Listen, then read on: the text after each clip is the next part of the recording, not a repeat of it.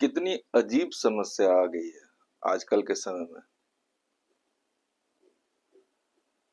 लोग एक दूसरे पर तो सवाल उठाते ही हैं, उनके कर्मों पे आक्षेप दोषारोपण भी करते हैं, लेकिन ये क्या वजह है कि हम सृष्टिकर्ता सृष्टि रचयिता के ही ऊपर सवाल उठाने लगे। माने हम ईश्वर के ऊपर ही सवाल कैसे उठा सकते हैं? ये बहुत बड़ी समस्या है और इसका निदान शायद हम और आप नहीं कर सकते हैं।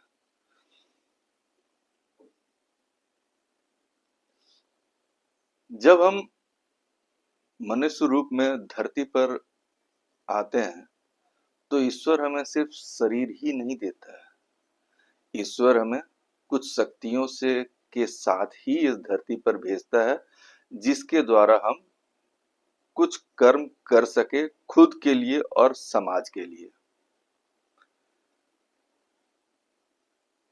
बस फर्क इतना है कि हमें उस शक्तियों को समझना होता है। और सबसे बड़ी विडंबना ये है कि हमारे पास कोई ऐसा सहायक नहीं है जो कि हमारी शक्तियों को हमें बता के हनुमान जी की तरह समुद्र पार करा के हमें लंका तक पहुंचा दे, मतलब हमें हमारी मंजिल तक पहुंचा दे।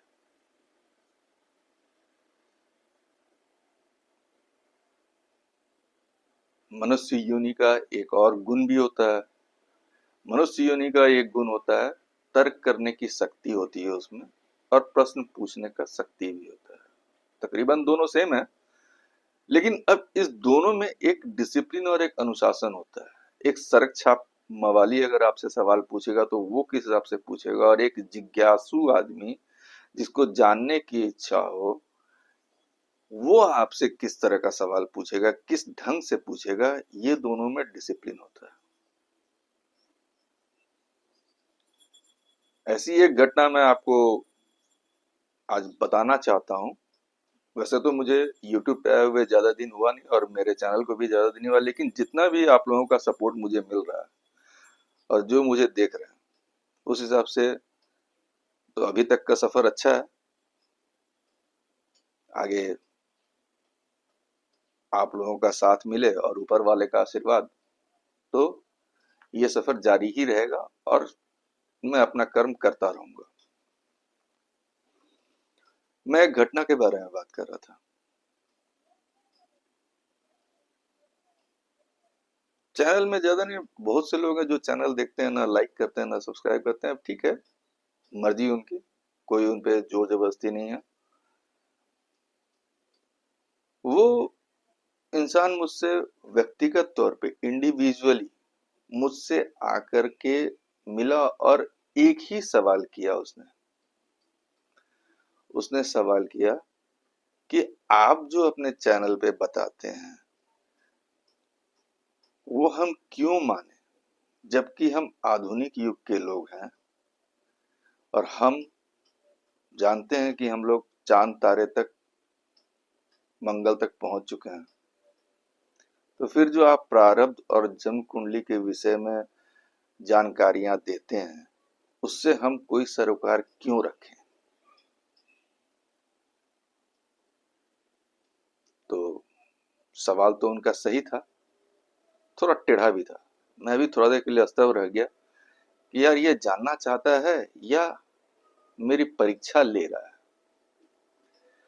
फिर भी एक चीज की तो आशा थी मुझ में कि इसने अगर मुझसे सवाल किया है तो कहीं ना कहीं इसके मन में एक केंद्र तो है कि जिसे ये भरोसा दिलाया, शायद मेरे चैनलों को देख के, कि हाँ इस आदमी से मुझे ये जवाब मिल सकता है।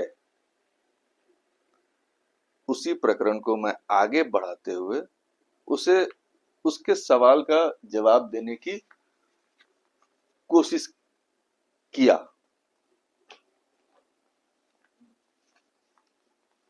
पहले तो सभी को राम राम, और आपके अपने YouTube चैनल प्रारब्ध पे सभी का स्वागत है। और जो मैं उस व्यक्ति को जवाब दिया, वो तो मेरे सामने संतुष्ट दिख गया। मैंने ऐसा प्रतीत हुआ कि वो संतुष्ट हो चुका है। तो अगर आप लोग भी मेरे उसके सवाल के बदले जो मैंने उसे जवाब दिया, और उससे अगर आप लोगों को लगता है कि अगर आप भी संतुष्ट हो, तो चैनल को लाइक, शेयर और सब्सक्राइब अवश्य करें। ऐसी जानकारियां मैं बराबर देता रहूंगा, क्योंकि मैं बराबर अध्ययन करता रहता हूं और सब जगह से कलेक्ट करके जो मुझे ऐसा लगता है कि आप तक पहुंचानी चाहिए, वो मैं पहुंचाता हूं।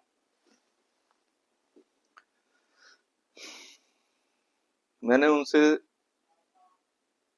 उनके सवाल के एवज में एक दो सवाल किए थे। जैसे मैंने उनसे कहा कि क्या आप किसी बच्चे को जन्म दे सकते हैं? वो तपाक से देता है जवाब, हाँ, बच्चे को तो हम ही लोग जन्म देते हैं। बोले ठीक है, मैं मानता हूँ आपकी बात कि बच्चे को हम जन्म देते हैं। तो फिर ये बताइए कि बच्चा जब आता है तो वो सांस कैसे लेता है, चलता है कैसे, उसका धड़कन कैसे बढ़ता है? मतलब ये था मेरा कि क्या आप उस बच्चे में प्राण डालने की क्रिया कर सकते हैं? वो थोड़ी देर के लिए स्तब्ध रह गया, शॉक्ड। वो शॉक्ड हो गया कि इस सवाल का जवाब मैं क्या दूं। उसका कहना था कि आजकल मेडिकल टेक्नोलॉजी इतनी हाई हो गई है कि बच्चे के लिए अब आदमी की भी जरूरत नहीं पड़ती है, माने इंसानों की जरूरत पड़ती नहीं है। बच्चे वो क्या क्या आईवीएफ और क्या क्या होता है, दुनिया भर का टेक्नोलॉजी है, लेकिन उसके लिए जो पदार्थ चाहिए वो पदार्थ कहाँ से आता है? इसका भी जवाब वो दे नहीं पाया। तो मेरा कहना है कि सृष्टिकर्ता या ईश्वर जो है, उसने हर एक के जीवन में हर एक कर्म को, या इंसानों के जीवन में इंसान के कर्म को एक श्रृंखला या क्रमानुसार बना के रखा है। वो उसी क्रम से वो काम करेगा। फिर मैंने उस इंसान से कहा कि यदि आप ये काम नहीं कर सकते, किसी में प्राण नहीं डाल सकते, तो फिर आपका आधुनिक युग में होना या इस आधुनिक युग का होना किस काम का है?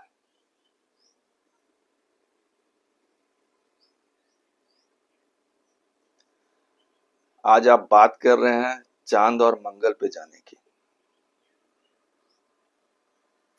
शायद उन्हें ये नहीं पता था कि हमारे पूर्वज ऋषियों को, 7 ऋषियों को ऑलरेडी ब्रह्मांड में सप्त ऋषि का स्थान दिया गया है।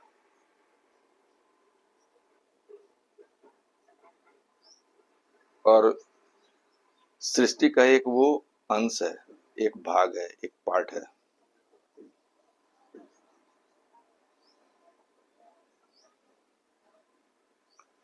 और जन्म कुंडली में चांद मंगल जैसे ग्रहों को हम ऊर्जा का स्रोत मानते हैं।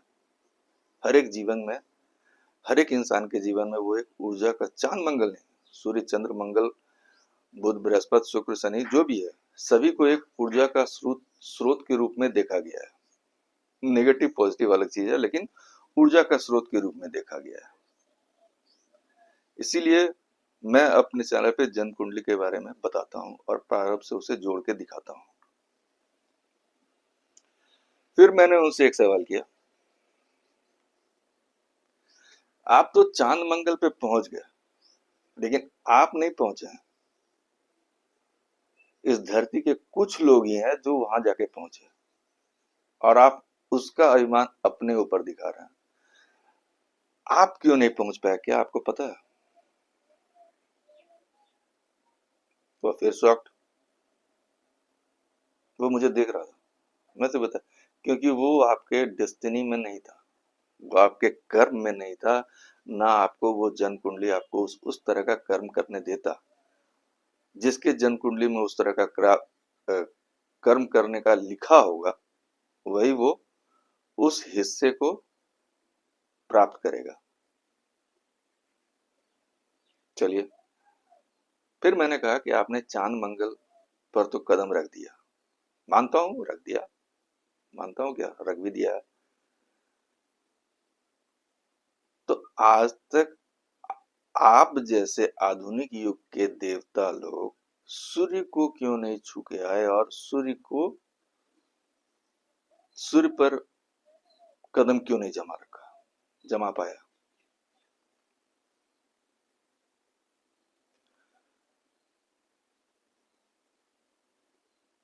वो मेरी तरफ एकटक होके देखते ही जा रहा था। उसके अंदर बहुत से सवाल थे, लेकिन पहले वो मेरी पूरी बातें सुनना चाह रहा था।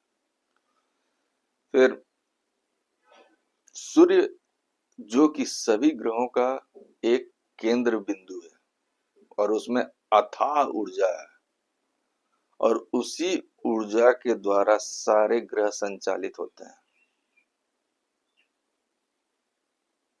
तो उस अथाह भंडार में, उस अथाह ऊर्जा के स्रोत में हम जैसे इंसान कदम नहीं रख पाएंगे,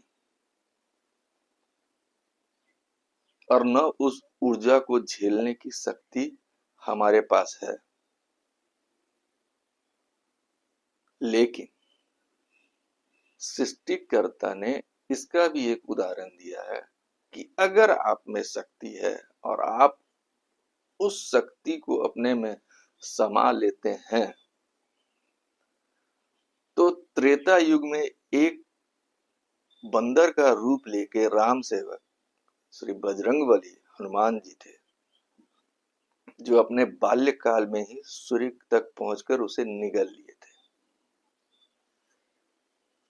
आज हम और आप पूजा सबकी करते हैं, लेकिन उनके कर्मों को अपना आदर्श नहीं बनाते। हम लोग सिर्फ उनका विग्रह की पूजा करते हैं।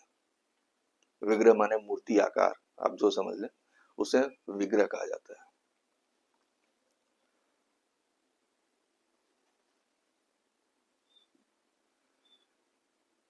चलिए, वो जब शांत हो गया तो फिर मैंने उसे कहा कि आगे और कुछ पूछना है या अभी और? नहीं, तो बोला कि वो आप बोले थे सिलसिलेवार तरीके से होता है, क्रमानुसार होता है सब कुछ, उसके बारे में कुछ बताइए। हम बोले अभी तो आप आधुनिक युग का बात कर रहे थे। तो वो हार मान लिया, बोला नहीं, सूर्य के ऊपर तो अभी तक जाने का कोई सोच नहीं सका, कोशिश में लगा हुआ है। बोले लगने दीजिए, हो सकता है जब बजरंग बली जा पहुंच चुके हैं या पहुंच गए थे, तो हम भी पहुंच ही जाएंगे, लेकिन अभी इसमें बहुत समय लगेगा, तब तक ये धरा, ये पृथ्वी रहती है या नहीं। तो फिर उसके बाद जब उसने कहा, तो मैंने उनसे पूछा कि आपने शायद समुद्र मंथन का नाम तो के विषय में सुना होगा। आखिर समुद्र मंथन था क्या या है क्या? तो बोला हाँ, वो देवता और दैत्यों में कुछ खींचा खींची वाला था, जिसे वो पहाड़ को बांध के खींच रहे थे ये वो। तो हम बोले ये सब एक प्रतीक है, इसे एक सिंबल माना जाता है। समुद्र का मतलब होता है हमारा आत्मा, हमारा मन, और उसको मंथन करना। माने अपने बारे में जब आप मेडिटेशन कीजिएगा, तो फिर उससे जो भी निकलेगा वो आपके लिए सुफलदायक ही होगा। इसीलिए लोग आजकल कहते हैं मेडिटेशन करना जरूरी है। तो समुद्र मंथन का मतलब था, समुद्र मतलब आत्मा और हमारा मन है। इसको हम जितना विचार करेंगे खुद से और खुद के अंदर में, ये उतना ही, क्या बोलते हैं, मेरे लिए सुफलदायक होगा। और इसमें मंथन देवता और दानव का नहीं, ये हमारे सद्गुण और दुर्गुणों के बीच में, माने अच्छे गुण अच्छे कर्म और बुरे गुण और बुरे कर्मों के बीच का मंथन है, जिसे हम देवता और दानव के रूप में हमारे ऋषि मुनियों ने बतलाया है। और हम भी इसे ऐसा ही मानते हैं। क्या आपको पता है, शायद सबको नहीं पता हो, लेकिन उस मंथन के दौरान, आत्मा और मन के मंथन के दौरान, कितने तरह के रत्न या कितने तरह के की वस्तुएं, वस्तु नहीं बोलेंगे, सामान नहीं है, फिर भी रत्न समझ लीजिए, या फल, जो भी है, जो फल निकले वो कितने प्रकार के थे।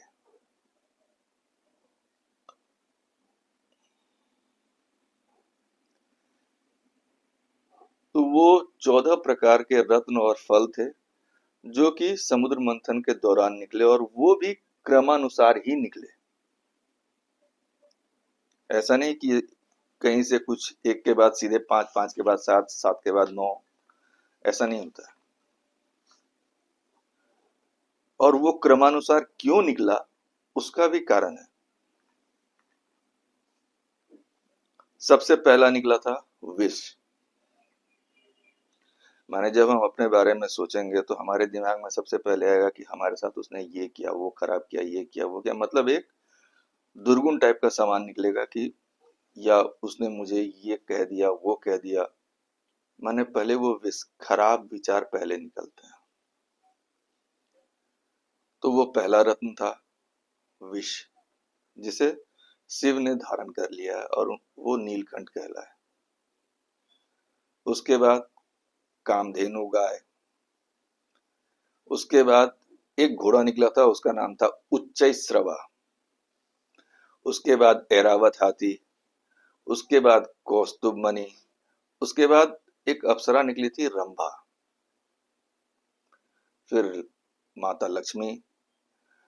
फिर निकला था वारुणी, जिसे शराब से संबोधित किया जाता है, मदिरा से संबोधित किया जाता है। फिर उसके बाद निकला चंद्रमा। फिर पारिजात। फिर पांच जन्य शक। पांच जन्य शक जो बजता है, जो महाभारत में कृष्ण ने बजाया था। इसका काम होता है उद्घोष करना, कि कुछ चीज का शुरुआत हो गया है या कुछ चीज का अंत हो गया है। ऐसे ही ये संघ का काम होता है उद्घोष करना, जो अब श्री कृष्ण जी अपने साथ रखे। उसके बाद धनवंतरी, और फिर लास्ट में अमृत। ये 14 प्रकार के रत्न या फल किसी भी इंसान को मिलता है, अगर वो समुद्र मंथन करे, अपने आत्मा और अपने मन का मंथन करे तो। अब आइए इसे, इस प्रतीक को थोड़ा सा एक्सप्लेन, थोड़ा विस्तार से अगर हम बताएं, तो इन सब का अर्थ क्या होता है, ये आपको क्लियर हो जाएगा। उस व्यक्ति ने जो मुझसे क्रमानुसार का बात किया था ना, तो मैं उसे ये क्रम समझा रहा था कि कोई भी चीज क्रम से ही होता है। अगर किसी बच्चे का जन्म होता है, तो उस बच्चे को जन्म होने से पहले किसी इंसान का जन्म हुआ होगा, उसका विवाह किसी से होगा, और फिर वो विवाह के बाद ही किसी अमुक समय में, अमुक पल में ही वो बच्चे का जन्म होगा। ये भी सीरीज में ही चलता है, उसी तरह ये भी सीरीज। चलिए अब आते हैं समुद्र मंथन पे। पहला है विश। जब भी आप कोई कार्य करने के लिए या कुछ नया शुरू करना चाहेंगे समाज में, तो आपका पहले अपयश, निंदा, अपमान और आपसे ईर्ष्या करने वाले लोग बहुत होंगे। आपको इसे घोंटना होगा। वो रुकावटें पैदा करते हैं कि ताकि आप किसी भी तरह आगे न बढ़ पाए। ठीक है, तो अगर आप विष को, अगर आप उस विष को अगर आप ग्रहण कर लिए, घोंट लिए, तब उसके बाद आपको मिलता है कामधेनु। कामधेनु क्या है?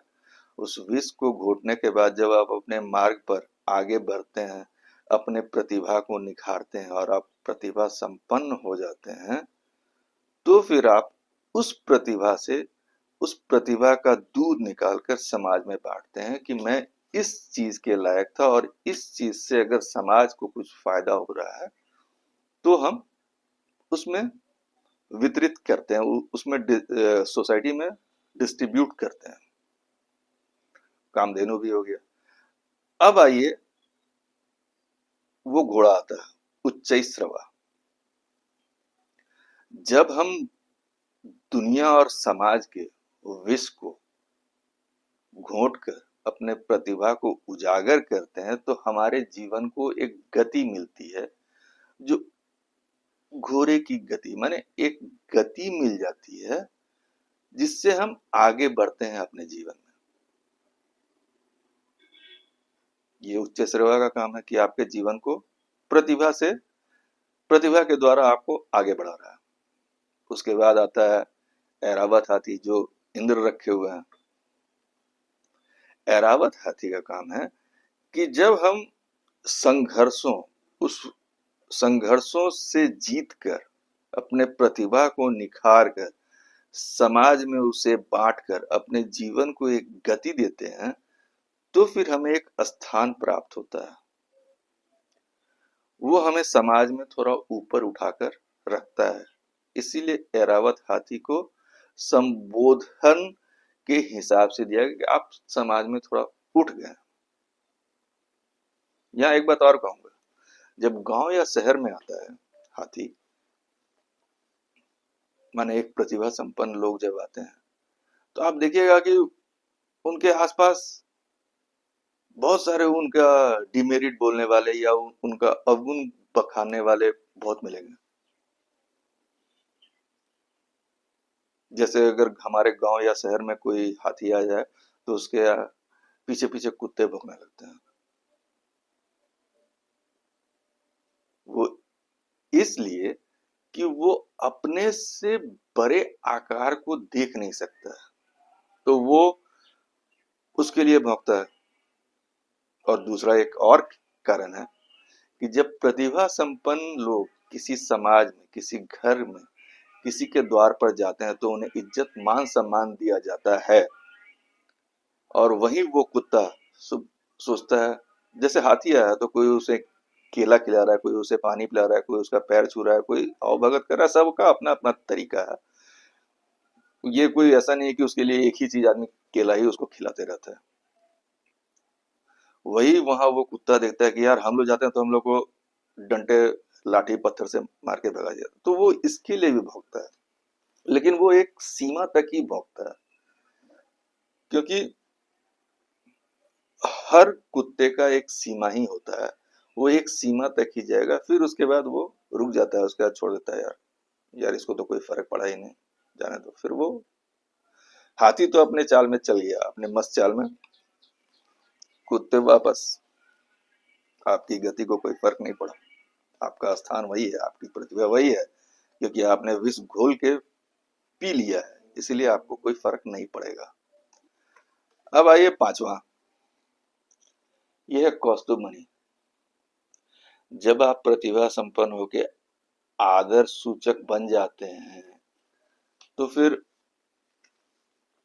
लोगों में जब आपका आदर बढ़ जाता है और आप अपने संकल्प से, अपने प्रतिभा और संकल्प को जो लेके चले हैं कि मैं ये काम करूंगा और इससे समाज को ये फायदा होगा, और वो अगर आप उस संकल्प से जन आकांक्षाओं पर, समाज की आकांक्षाओं पर अगर खड़ा उतरते हैं, तो वो आपको अपने सर पे बिठा लेती है, माने आपको मुकुट बना देती है। और वो, ये कौस्तुभ मणि उसी का उदाहरण है, और वो कौस्तुभ मणि आपके मुकुट में लग जाता है कि अब आप सर्वोच्च हो चुके हैं। माने सर्वोच्च नहीं, उस समाज में आप हमारे लिए आदरणीय है, सम्माननीय है।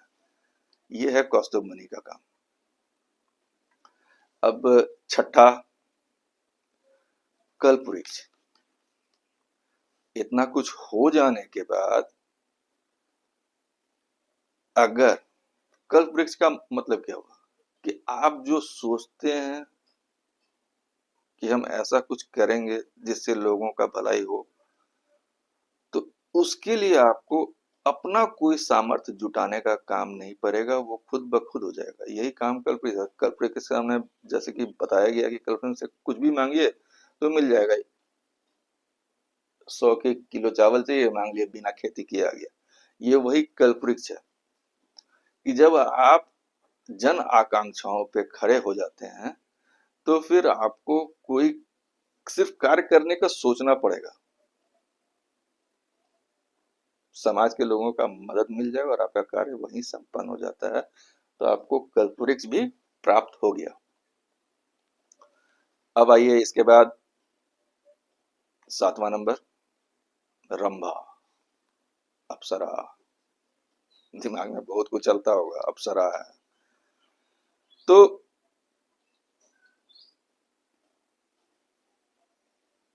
ये अप्सरा को हम एक वासना, महत्वाकांक्षा, अति इच्छा नहीं होता है कि जब इतना कुछ हो ही गया, हम जो सोचते हैं वो मेरे लिए सारा काम हो ही जा रहा है, तो ये तो उसके बाद आदमी सोचने लगता है ना कि यार इतना तो हो गया, अब वो भी हमको मिल जाए, वो भी मिल जाए, उसका भी ले ले, उसका भी ले ले, जो कि रावण में था। इसलिए उसने सीता का भी हरण कर लिया था। तो बात तो है कि ये वासना रूपी, माने सबका ले लेने की प्रवृत्ति को ही हम वासना कह सकते हैं। ये हमारे अंदर एक गुण उपजता है और ईश्वर है वो हमारे घड़ी घड़ी परीक्षा लेगा कि ये कहाँ तक सफल हो पा रहा है।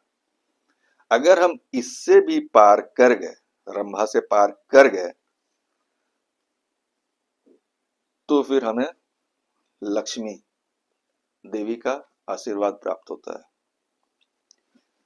अब लक्ष्मी देवी का मतलब है धन और सामर्थ्य से।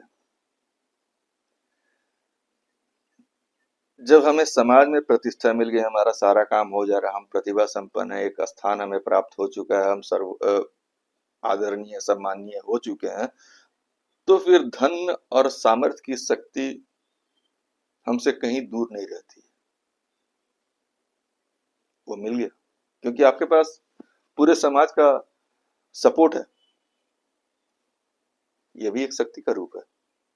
और जहां आपके साथ समाज है, एक एक रुपया से हजारों लाखों करोड़ों रुपया हो सकता है। तो अगर आपको जरूरत होगा तो वो सब एक एक रुपया ही डालेंगे, तो आपके पास करोड़ों रुपए का आपके पास धन भी आ गया।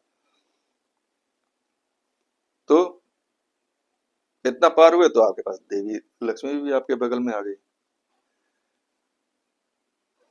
इन सब के बाद जो है वो 9वां नंबर वारुणी, शराब का आता है, मदिरा। आजकल के भाषा में दारू बोलते हैं ना, स्पिरिट। जैसे लोग आजकल पी के स्पिरिचुअल हो जाते हैं। पीने के बाद जिन्हें अंग्रेजी नहीं आएगा वो भी बोलेंगे, जिन्हें ज्ञान नहीं होगा वो भी ज्ञान बखार देंगे। तो ये शराब से, शराब सिंबल है उन आसुरी शक्तियों का जो हमारे ऊपर हावी होता है। मैंने गलत सोच जब पनपने लगता है कि जब मेरे पास इतना कुछ है तो हम ये भी कर लें, वो भी कर लें। अगर हम इस तरह के अवगुणों पर, इस तरह के आसुरी शक्तियों पर अगर हम कब्जा कर लेते हैं, तो फिर उसके बाद हमें प्राप्त होता है चंद्रमा।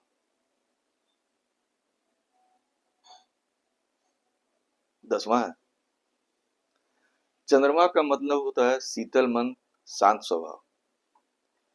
यदि इन सबों पे अगर कब्जा और ये सब हमें प्राप्त हो गया तो वो आदमी शीतल हो जाएगा, क्योंकि उसमें चाह नहीं है कि हमको उसका भी चाहिए, उसका भी चाहिए, या मैं ये कर दूं, वो कर दूं। मतलब वो शीतल हो चुका है। और शीतल स्वभाव होना अभी के समय में थोड़ा मुश्किल है, लेकिन ऐसे भी लोग आपको यहाँ मिलेंगे जो शांत चित्त वाले और शीतल स्वभाव वाले होते हैं। बहुत से लोग ऐसे देखे हैं कि पैसे वाले होने के बाद भी उनके अंदर तनिक भी अभिमान नहीं है। वो सब ईश्वर की कृपा मानकर अपना काम करते हैं।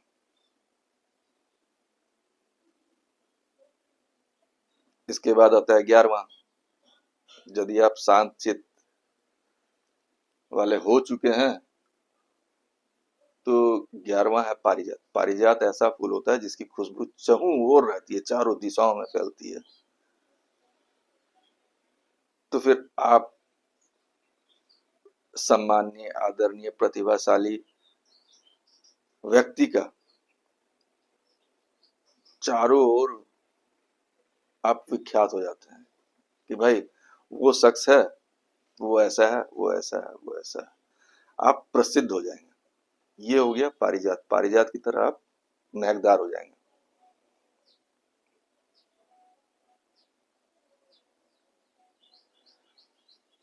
अब 12वां है, वो है पांचजन्य शंख, जो कि कृष्ण अपने साथ ले गए हैं। इसके बारे में पहले बताया था, ये उद्घोष करने के लिए। खुशबू फैलते ही हमें शंख प्राप्त होता है। मतलब यह कि शंख वही आपकी प्रसिद्धि ही आपका शंख का काम करती है। आपको अपने बारे में किसी को बताने का जरूरत नहीं होता है। लोग आपको खुद जान जाते हैं, वही उद्घोष होता है। आपको सिर्फ वहां प्रेजेंट होना है, या अगर आपका नाम भी अगर वहां पहुंच जाता है तो आपके बारे में लोग समझ जाते हैं, यही उद्घोष होता है। तो पांच जनसंघ भी आपको मिल गया। इसके बाद आता है धनवंतरी और अमृत। यदि आप सामर्थ्यवान हो चुके हैं, शांत चित्त वाले हैं, दुनिया के विषयों को आप अपने अंदर घोट चुके हैं, अपमान, ईर्ष्या, जलन, अपयश जो भी है, आप प्रतिभा संपन्न हो गए, आपका उद्घोष होता ही है, आपके साथ लक्ष्मी है ही, तो फिर आपको धनवंतरी भी प्राप्त होंगे। अगर आपके दरवाजे, आपके घर के दरवाजे पे या आपके सम्मुख कोई ऐसा लाचार, असहाय, बीमार व्यक्ति आता है तो वो अपने उपचार के साथ ही जाएगा। मतलब आप समाज के लिए अब कर रहे हैं, समाज में आप उपचार देना शुरू कर दिए।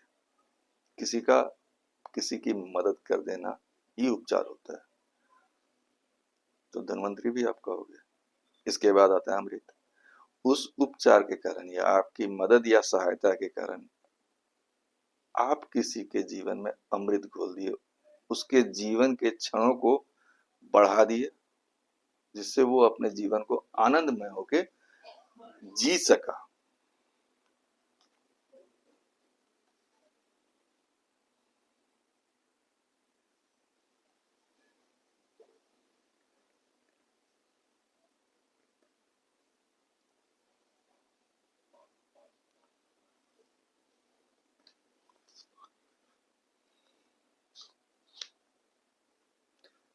फिर मैंने उस श्रीमान से कहा कि अगर हम अपने प्राचीन ग्रंथों और प्राचीन युग पे भरोसा नहीं करते तो शायद आज इस आधुनिक युग का निर्माण नहीं हो पाता,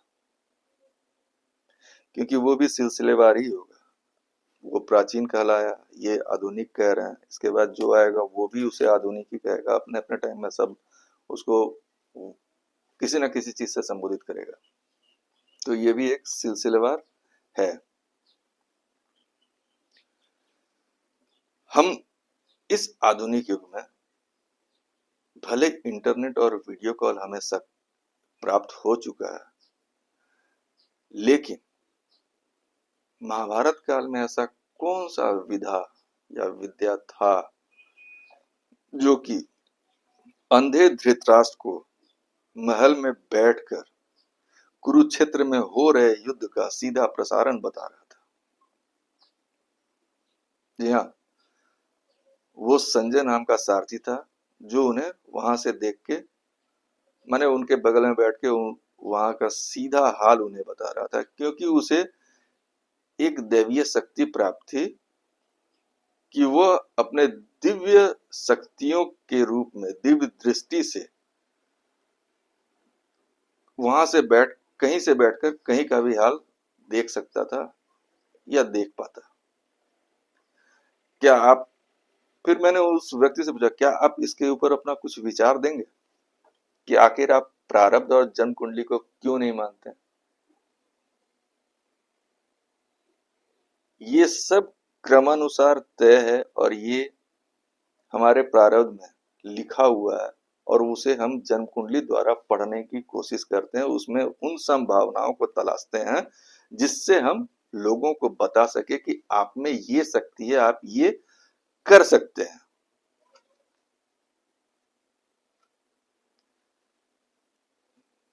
आज के लिए इतना ही। आगे फिर मिलेंगे इसी चैनल पर, लेकिन अगली बार हम आपको जन्म कुंडली से कुछ और जानकारियां निकाल के दूंगा कि ग्रहों का प्रभाव माने किस एलिमेंट के ग्रह हैं, किस स्वभाव के ग्रह हैं, किस कारक के ग्रह हैं। ऐसा ऐसा कुछ कुछ जानकारी है जो हर ग्रह के बारे में आपको बताऊंगा, और राशियों के बारे में भी कि कौन किस किस स्वभाव का है। तो आज की जानकारी आपको कैसी लगी, और मैंने जो उस आधुनिक युग के देवता को अपने सक्षमता के हिसाब से जो जवाब दिया, अगर वो आपको सही लगा हो, अगर आप उससे संतुष्ट हो, तो फिर चैनल को लाइक, शेयर और सब्सक्राइब अवश्य करें। ऐसी और भी बहुत सी जानकारियां हैं, क्योंकि मैं बराबर अध्ययन करता रहता हूं और उन्हीं जानकारियों को समेटकर आपके सामने लाता रहता हूं, ताकि आप भी उससे लाभान्वित हो। तो सभी को राम राम, मिलते हैं अगली बार।